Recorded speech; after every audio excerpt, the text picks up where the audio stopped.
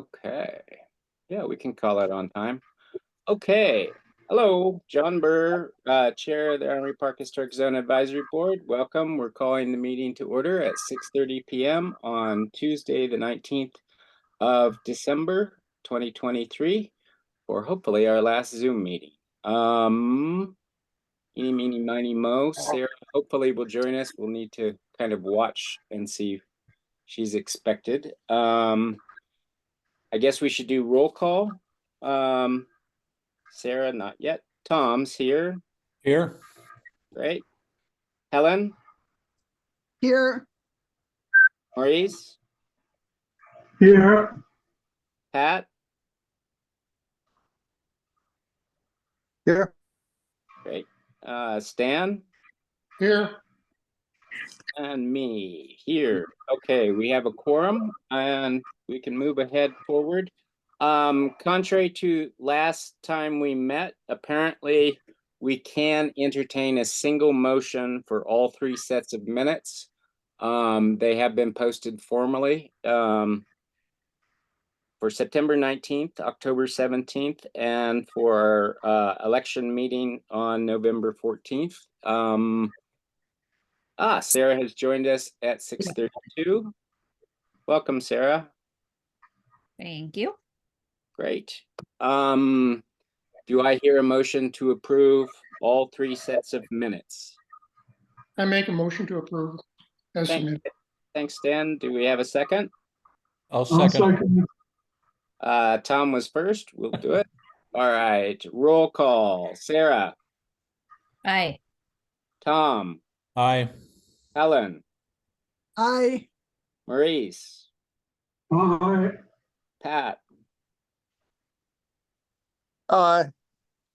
Stan. Aye. And me. I vote aye. Great. 7-0. Terrific. All right. Item 3, call to the audience. When we have hybrid meetings, we can do live calls. They'll be subject to the same rules of we cannot comment on anything anyone says, except for clarifications, but we can refer an item to a future agenda. But we can do that live in combination with the procedures for written stuff. Jody, did anything come in for you? We did not receive any. Okay, great. No calls. All right, let's move on to the meat of the issue. Item number 4, reviews SD 1223-00136, 528 South 3rd, and both Bob and Elizabeth are here to present. So who wants to have the opportunity to join the screen? Yeah, I'll share my screen. Elizabeth is gonna grab the screen for everybody. Okay. Is that how you guys want us to do it, to capture the screen for everybody with the drawings and the photos? Yeah, you just walk us through the presentation. Okay. Be best. And I want to note that Dave Oldman has joined us. Hi, everybody. As a guest. And Dave Oldman is one of the owners of this property. Wonderful. This project. Hi, Dave. Hi, guys. Thanks for the time. You're welcome. Great. We'll get that in for the minutes. Terrific. Okay. Lead on. Okay, so this is a 1910 structure that you all know, I'm sure. It's on South 3rd, about halfway in between 14th and 15th. Or between 15th and 16th, excuse me. Well, I was one block off. And it's a classic, you all know it. I think probably most of you know it from the turret that was added in 1986, I think. And that was to get they got a second floor tucked in up underneath their big roof. But we're not focused on anything on this project. We're focused on leaving the entire original structure, which is a double brick structure with a front porch facing the street, and we're leaving all of that alone. And our proposal is for some remodeling and rebuilding of the rear addition, some remodeling of the interior of the existing house, and some rebuilding of the rear addition. Thanks, Elizabeth. So here's So we got a partial existing floor plan on the left. You can see it there. And all of the X's are to be demolished. The X area is the existing addition to be demolished. And that addition, we think, was originally a portion of it was a screen porch from way back, but we don't think it was actually enclosed until much later, maybe the 70s and maybe the 80s. There's some conjecture about when it was actually enclosed, and we've seen some different information from different sources.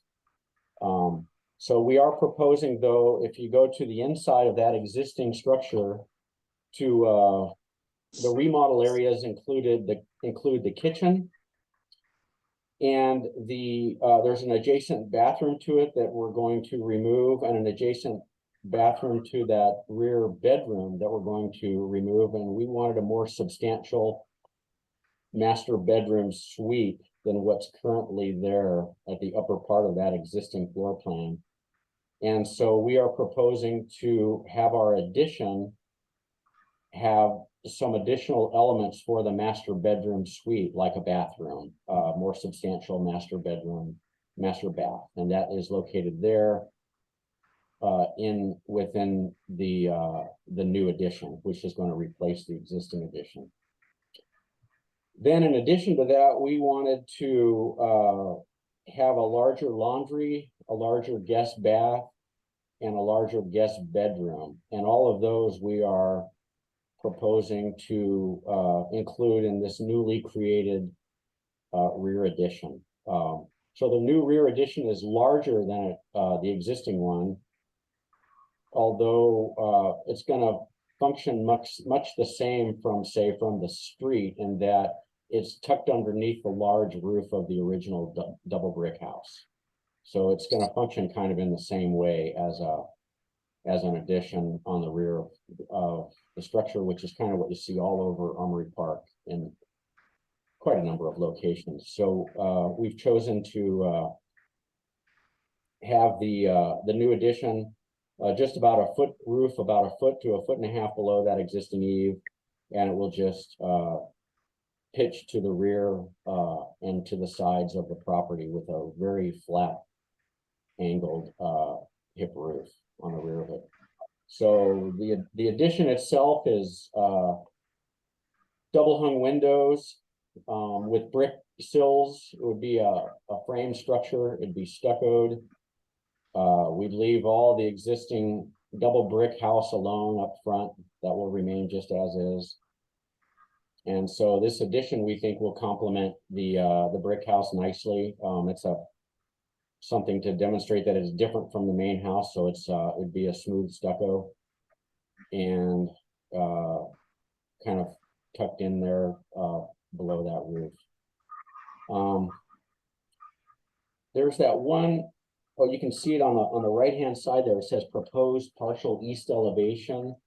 So from the front, from 3rd Avenue, all you'll see is an addition sticking out to the north slightly, and that's exactly how it is right now. It's going to be similar to that, just the whole thing is going to be deeper than it currently is in terms of heading back towards the rear. And that might be the project in a nutshell. You know, a large addition to match the character of the additions on that came later on houses in this neighborhood. And we're proposing to leave the existing double brick structure alone. All the windows will remain the same. The doors will remain the same, that kind of thing. So,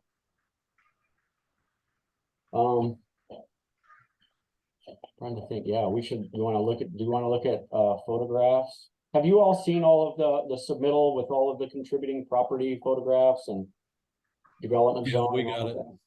that? We got the Okay. whole project. So I don't know that I'm happy to go into any of that. I don't know to what level of detail on the proposal we need to go into. I kind of have just focused on the actual built structure and proposed addition and what changes you may perceive as a neighborhood. But that's about it. Okay. Great. Thank you, Bob, for always putting together a very complete and comprehensive plan. We too have a couple of records, and I guess Armory Park FF74 said it was built in 1903, but that didn't appear on Sanborn maps until later. Yeah, Sanborn maps, I think 1910, right? That's what I saw, or 1911, whatever it was. It showed up at that point. We think it was probably built about 1904, but didn't appear on a page dedicated to that block Right.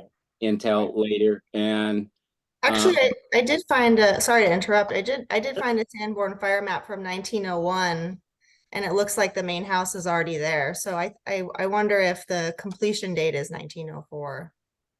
that's quite possible. We're finding that the Armory Park property record cards aren't all that accurate compared to more comprehensive Sanborn maps, which haven't been available to the public until now. Mm-hmm. That's kind of weird. It's the same thing about the garage. It doesn't show up on the 1919 plan, but it's there by the 1919 to 47 plan has a garage, so it's there, and it does show a wood porch in 1947 along the back there. Is there any historic fabric in that porch that you're planning on demolishing? The portion of it that may have been an 80s enclosure? What do you mean by historic fabric? Well, is there like the original porch foundations or brick piers or any of that?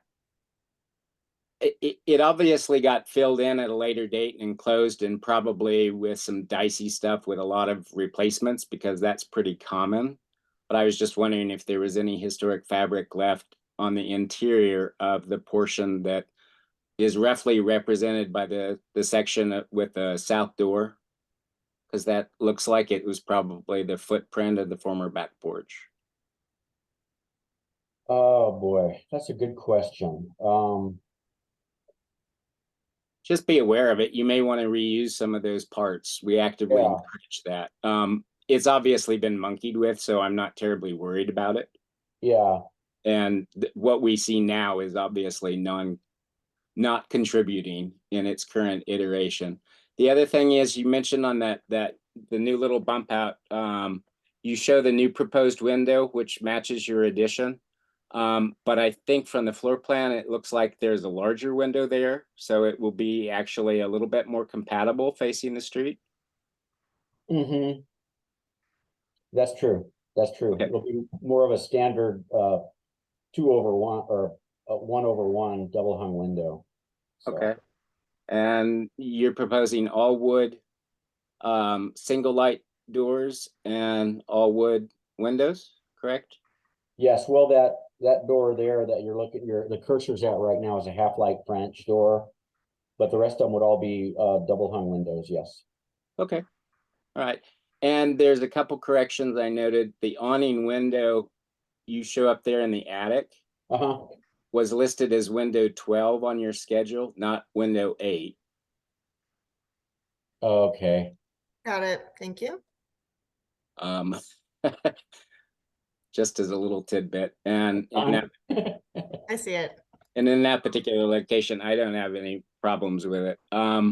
Let's turn it over and go through the group and get comments from the board. Sarah, comments? It looks like a great addition and will be better than the current addition. Great. Tom? Oh, it looks wonderful to me. Dave, congratulations. It looks like a really nice project that you're going to do, and we appreciate your investing in the neighborhood. Thank you, Tom. Helen? It looks really good to me. I think it's practically classically good. So Bob, congratulations. I think this is great. Great. Thanks, Helen. Maurice? Looks pretty good to me too. I think it's going to look real good. You know, it's a good addition to the neighborhood. Congratulations. I have one question though. On some of the pictures that you took of the house, you're showing, if you could get to it, it's, I guess it's gonna be, it's the pictures of the house itself. Probably a little higher up. Keep going, keep going. There you go. Okay. I noticed.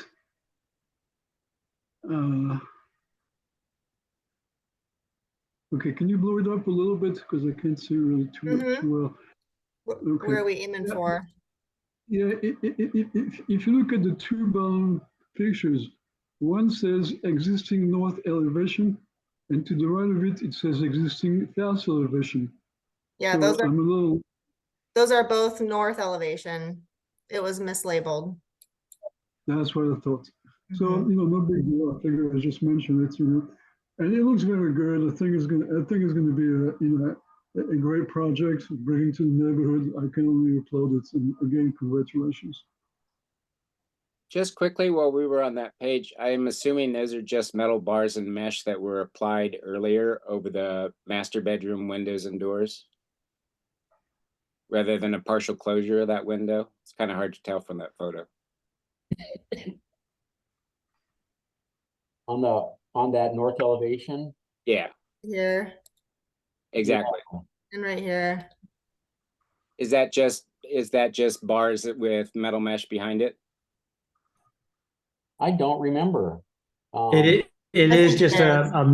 a mesh screen, yes. Okay, we just want to make sure that you're in fire compliance since we're seeing it. That's all. All right, next, Pat, comments.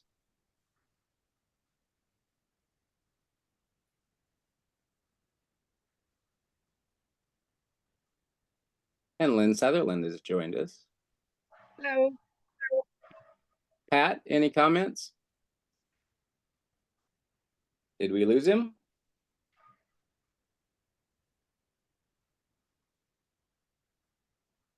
Well, it sounds like he's no longer here. There he is. Hey, Pat, any comments?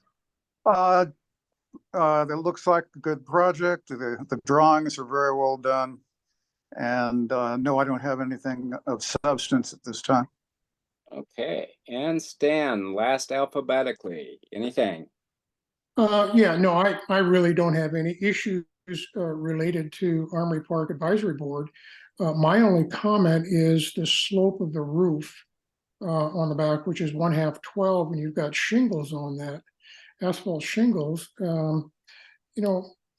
I'd have to check, but I think asphalt shingles lose their warranty after if you're lower than a 212 slope. And I don't know that there's any other options there, but when I walked by the house, the front porch looked like it had more of a slope than it's actually drawn. They're shown on the drawings, and that had shingles on it, and that actually probably works a little bit better, but that looks like it's at least a 112 or maybe even a 212. But with a 1/2 12, you should know that the manufacturer will void warranty on that because it's not designed to stop water. It sheds water. It doesn't stop water. right. So I don't know how you feel about that. I just it's such a low slope. I don't know that you're ever going to see the shingles anyway from any angle. 1/2 12 is a very, very slow slope. Yeah. Do you think you may need to be given the option to do rolled roofing in that location? Do you have a different manufacturer that might allow shingles to apply there, Bob? Yes, I think we might need roll roofing or maybe maybe a built-up roof. As Stan mentioned, the visibility is going to be almost zero unless you're in the sky. So Well, I know that they make, depending on where you get the shingles, they have a rolled roofing that's really, it's almost more than a 90-pound roof. It's really a heavy duty roof, and it's the same color as the shingles that you can buy. Now, I don't know if these shingles are new or whether you can match it with a rolled roofing or not, but I've done that before in past projects when I had a really low sloping roof. And I think it worked out well. And this one, I think it would work well too. And I think the owner would be a little bit more happy if he got a driving rain and you don't have any penetration. In any case, if you left it, I would make sure that I would double or triple up on the sheathing underneath it. Yeah, Not the plywood, but the waterproof membrane. yep, the membrane, yep. Well, thanks, Stan. That's a good, very nice comment. I appreciate that. Do you So, have a proposal for that color, Bob? For the shingles, are they going to match the existing? I would say match existing. That'd be my first thought. Okay. Okay, but our motion should be to theoretically has presented, but allow option for rolled roofing rather than shingle due to the angle, correct? Does that seem to be? Yeah, I think I would make that recommendation as long as you can get a rolled roofing that is the same granular texture and color as the existing shingles. I Or also, something at least is something that's at least close. Great. Is that a motion, Stan?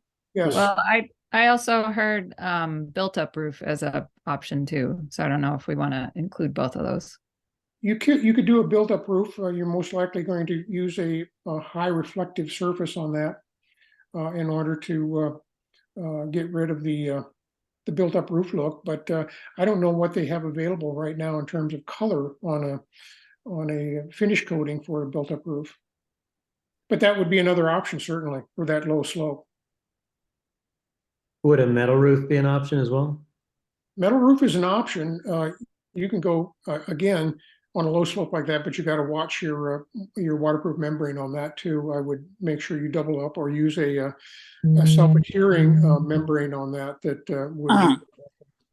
How about if we keep it simple and offer the option of rolled roofing in that is substantially the same as the proposed shingles, but we could do a minor review if we do other things because they're Yeah, I probably would stay several away different from. metal options that some are okay and some are not. And then if Yeah, it's I think the color problem. Yeah, my sense is the metal roofing would be less appropriate for this situation. I would have a tendency to stay with the rolled roofing or the built-up roofing.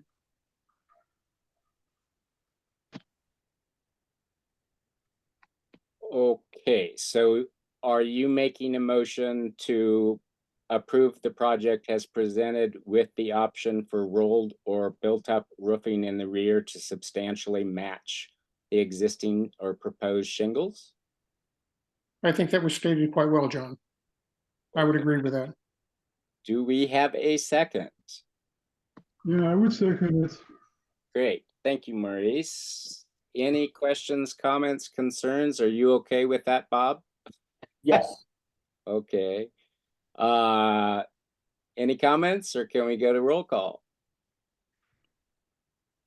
Great, roll calls. Sarah, Aye. Tom, Aye. Helen, Aye. Maurice, Aye. Pat, Aye. Stan, me, aye. Great. The recommendation passes 7-0. Thanks so much for a really complete project. Dave, welcome to the neighborhood. Thank It's you. Thank exciting. you. And just as a comment, if you find historic stuff, you may be able to include like, piers under it or whatever. You may be able to use the historic materials like the bricks or whatever in your garden or whatever. I assume, Absolutely. yeah, it doesn't look like any of the windows remaining though are historic. So I wouldn't worry about that too much. Thanks so Okay. much. I guess you Thank go, you know the drill, Bob, you go to PRS next. We'll get our recommendations in and an LAR and all of the above. Do you have any questions for us or Jody? No, I do not. Thank you very much. This was very good, and I appreciate all your focus on it. So thank you. Looks like a really nice one. Thanks so much. Congratulations, Bob and Dave. Thank you so much, guys. Really appreciate it. Thanks. Yes, congratulations. Thank you. Thank you. It's good. Okay. All right, moving on the agenda. Item 5, design guidelines project. I didn't think we were having a meeting. I'm still working on stuff, but let's call that a 2024 project. So let's go on to item 6, reappointments to the board. This is all very amusing. The city clerk sent out 60 letters to people on December 11th saying their terms expired in a couple days after it was too late for those boards to replace them. It will be interesting to see how functional boards and commissions are in 2024. We have gotten a determination that 4 of you are eligible. I know, Tom, you have signified that you are ineligible, but so that it is reflected on our minutes, Helen, Maurice, and Sarah can be, as long as they say yes, they can be reappointed formally here, and we can forward that recommendation to the city clerk's office. They do not need to resubmit a application for participation as a BCC. They just need to signify their interest to the city clerk's office. And the city clerk's letter was erroneous in that they could continue to serve until they are reappointed or replaced. And some people have done so for up to 4 years. And that the letter sent out by the city clerk's office was in error. But actually, I'm happy to make the motion to. Tom, are you sure you don't want to stay with us one more time, even for a year or two? No, I'm positive that my term is up and it's been fun, but I'm out of here. Okay. Any chance you join us if we do working groups again for advisory guidelines, at least as a participatory? I will decide that on a case-by-case basis. Fair enough. Okay.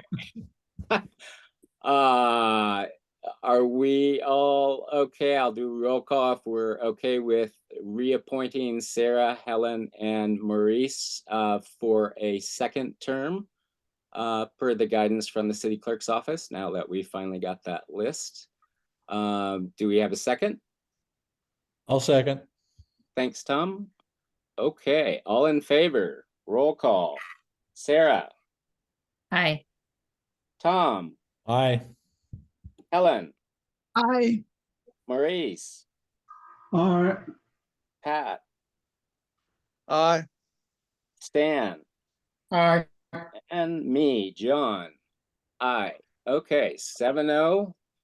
Hopefully we'll have a functioning board next year. Typically we reappoint chairs and co-chairs and all that stuff at our first meeting next year. And so we'll take care of that business, but we will all continue in our situation with full voting rights until mayor and council and the city clerk's office get it together to formally do the paperwork in the background.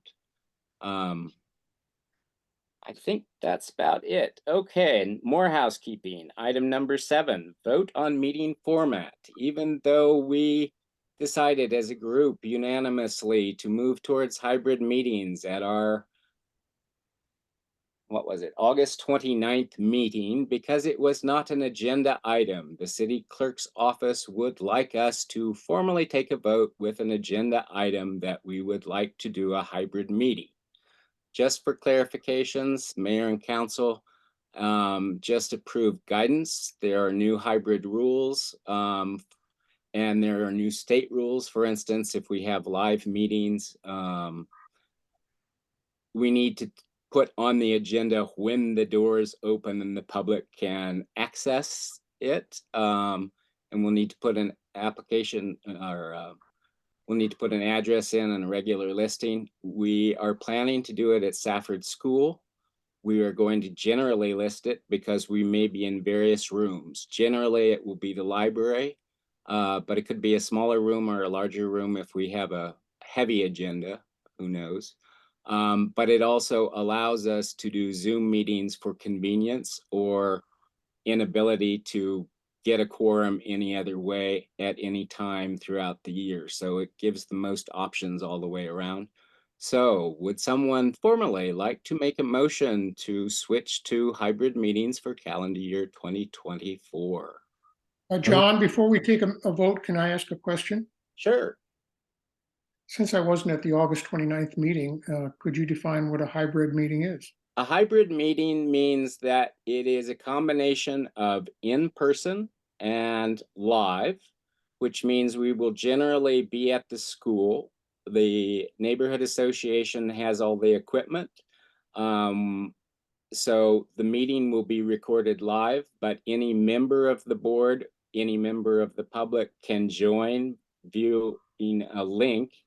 And the hybrid allows for a screen for a couple of reasons. One, to record the meeting so that it can be posted to the city's YouTube website, which is their new policy, although it's not mandated. They do need to be recorded in some fashion. And it will allow us to see on the screen at the meeting, very large television, all of the presentations and the paperwork, because PDSD is entirely non-paper. We will not have paper plans presented for us, and we will need to have access to technology for any review cases.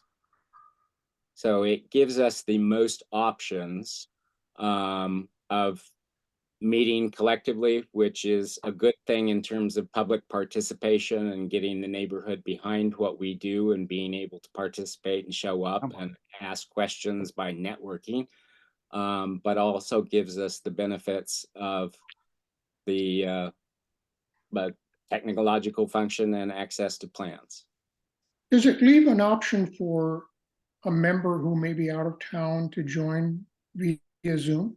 Yes, hybrid means that if you are out of town and you've got a Zoom connection, you can join the board and act as a voting member all the way through that, even if you can never show up for a live meeting. Okay. The other question I had, I think that explains the definition in terms of what I was looking for, and I agree with that. The other question I had is that when I was a board member with the Armory Park Advisory Board back in the 90s, we always used to meet at Armory Park Senior Citizen Center. Is that another option for a meeting place? Because that meeting room was terrific. It was perfect size and really, it was a nice scale to meet and It was discuss lovely. projects. We've attempted to do that over the last number of years with the senior center. Their hours of operation preclude us because they close their doors promptly at 7. And so access to the public is not available in evenings, and that's always kind of worked for the board because most people have daytime jobs. All right. Okay.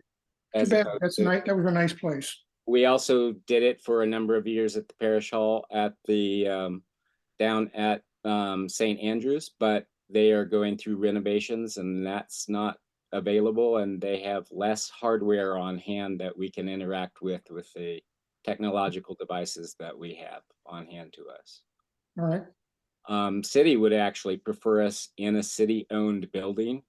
That's their preference, but this seems to work because it is indeed a public meeting and it does meet the requirements for the technological stuff. The city just bought some hotspots so that internet access will be provided to anybody showing up at the meeting. And we do have good enough equipment that anyone on Zoom will be watching all of us at a board meeting rather than just a couple faces on the other stuff. Plans review just moved to hybrid, and Fort Lowell has been testing the technology, and there's going to be hiccups moving along going forward, but I think it's the best way to get back to some balance in things. So okay, I just have a little reservation here.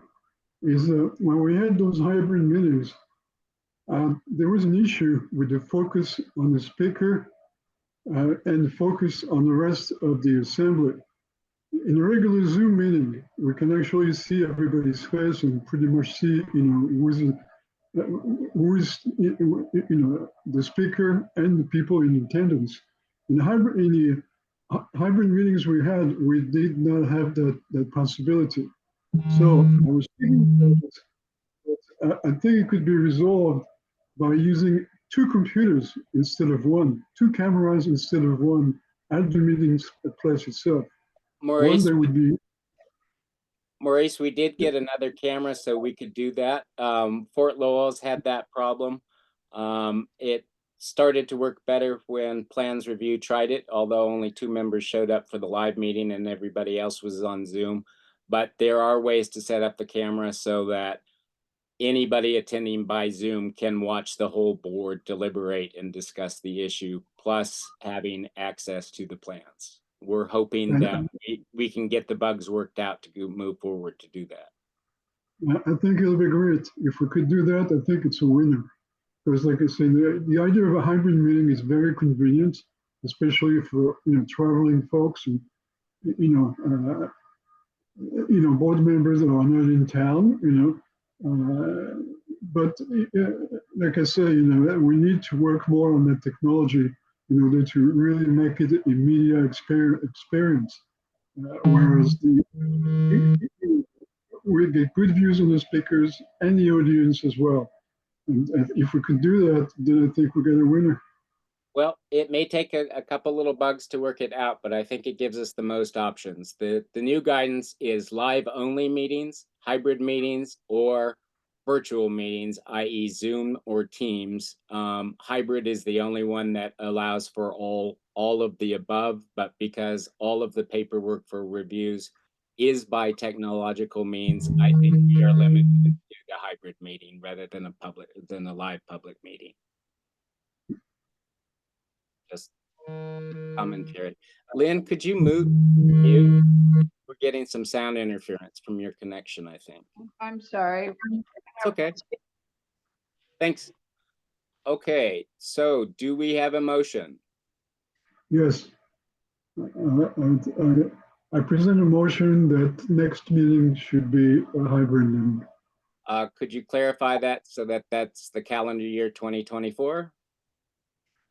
For the calendar 2024, motion that hybrids should be, meetings should be hybrids at the Safford School if available, and with, again, like I said, focus on an improvement in technology to make it a real media experience. Okay, we may simplify that officially. Do we have a second? I second. Thanks, Dan. All right, call. Sarah. Hi. Great. Tom. Aye. Helen. Maurice. Aye. Pat. Aye. Stan. Aye. And I vote yes. Passes 7-0.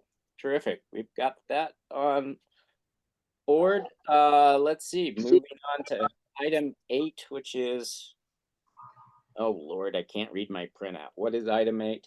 Minor reviews. Minor reviews. Okay, there were 2 that I participated in. One was at 821 South 2nd for solar.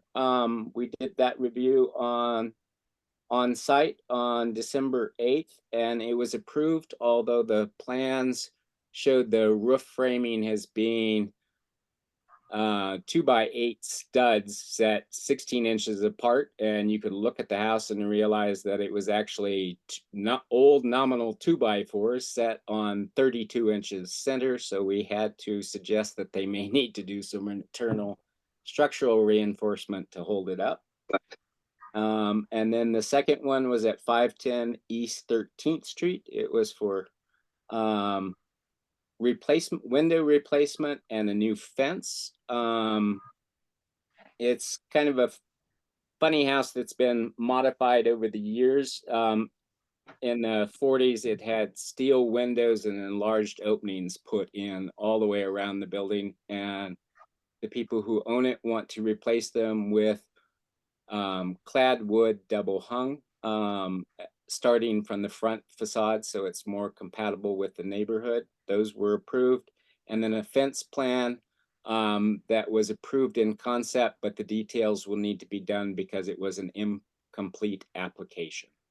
But that's all I know of. Jody, do we have any new ones coming forward that you know of for the month? I don't know of any new ones coming forward, but Michael will get a hold of you if he has some that pop up.